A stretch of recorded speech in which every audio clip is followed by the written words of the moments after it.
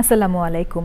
শুরু করছি কৃষি সংবাদ, সাথে আছি আমি আল আভি জাহান। এখনকার এই সংবাদ আয়োজন একই সঙ্গে চ্যানেল আই এর ইউটিউব চ্যানেলে এবং চ্যানেল আই এর ওটিটি প্ল্যাটফর্ম আই স্ক্রিনে লাইভ স্ট্রিম হচ্ছে। কুষ্টিয়ায় আমন খেতে বেড়েছে মাজরা পোকার উপদ্রব। ভ্যাপসা গরম আবহাওয়ায় ওষুধ ছিটিয়েও পোকা দমন হচ্ছে না। বাড়তি খরচ হলে উৎপাদন নিয়ে শঙ্কায় রয়েছেন কৃষক। কুষ্টিয়া থেকে আনিসুজ্জামান ডাবলুর পাঠানো তথ্য ভিডিওচিত্রে তানভীর আহমেদের রিপোর্ট।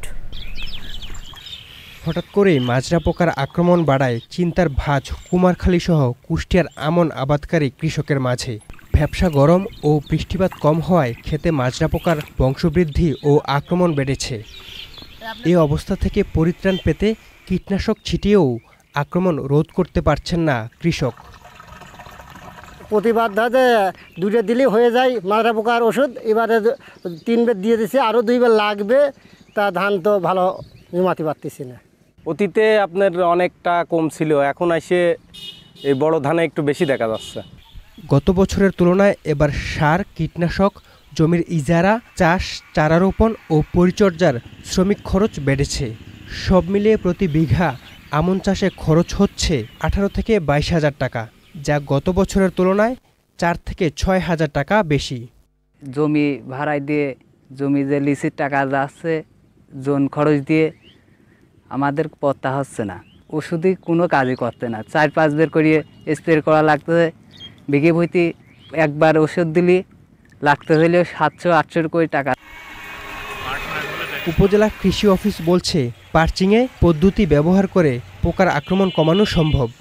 কৃষকরা যেন পোকামাকড়ের ইয়েতে ক্ষতিগ্রস্ত না হয়, এজন্য আমরা নিয়মিতভাবে কী ধরনের পোকার আক্রমণ হচ্ছে এই জন্য একযোগে সকল ইউনিয়নে বিভিন্ন স্থানে যেখানে ধানের চাষের আধিক্য আছে সে সকল জায়গায় আমরা আলোকফাঁদ করছি। আলোকফাঁদটা প্রধানত পোকা দমন বা এমন কোনো কার্যক্রম না, এটা প্রধানত আমাদের মাঠে কি ধরনের পোকা আছে সেটা উপস্থিতি দেখার জন্য আমরা এই কার্যক্রম করে থাকি। ভেজাল ওষুধ কোম্পানির বিরুদ্ধে ব্যবস্থা নেওয়ার দাবি কৃষকের। Tanvir Ahmed, channel I. সোনালী ধান কেটে ঘরে তোলায় ব্যস্ত বান্দরবানের জুমিয়ারা। ফলন ভালো হওয়ায় খুশি তারা। কৃষি বিভাগ বলছে, পাহাড়ি অঞ্চলে সব জায়গায় সমানভাবে বৃষ্টিপাত না হওয়ায় উৎপাদনে তারতম্য রয়েছে। বান্দরবান থেকে হাসান ইসমাইল পাঠানো তথ্য ভিডিওচিত্রে রিয়াজ ইসলামের রিপোর্ট। বান্দরবনের সবুজ পাহাড় ছেয়ে গেছে সোনালী রঙে। চারদিকে এখন পাকা ধানের মিষ্টি গন্ধ। জেলার রুমা, থানচি, বোয়াংছড়ি, সদর, লামা, আলীকদম সহ সব উপজেলায় এখন একই চিত্র। পাকা ধান কেটে ঘরে তোলায় ব্যস্ত সময় পার করছে জুমিয়া পরিবারগুলো। এপ্রিল মাসে জমি প্রস্তুত করে জুমিয়ারা চাষ করে উফশি, দিখিরা, বিন্নি, গেলং, কানভুই সহ বিভিন্ন ধান বীজ। 4 মাস পরিচর্যার পর সেপ্টেম্বর থেকে শুরু হয় জুমের ধান কাটার উৎসব, চলে অক্টোবর মাস পর্যন্ত। গত বছর সেই এই বছর ফলন ভালো হয়েছে।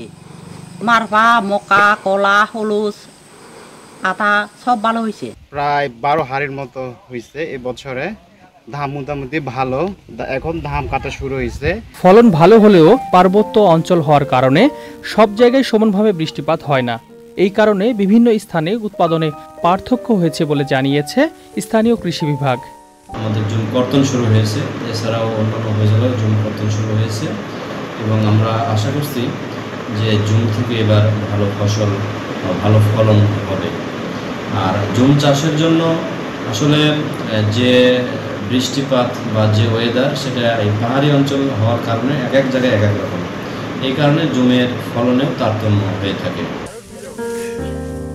কৃষি বিভাগের তথ্য মতে গত বছর জেলায় 8,540 হেক্টর জমিতে ধানের আবাদ করা হয়, আর চলতি বছর আবাদ হয়েছে 7,460 হেক্টর জমিতে।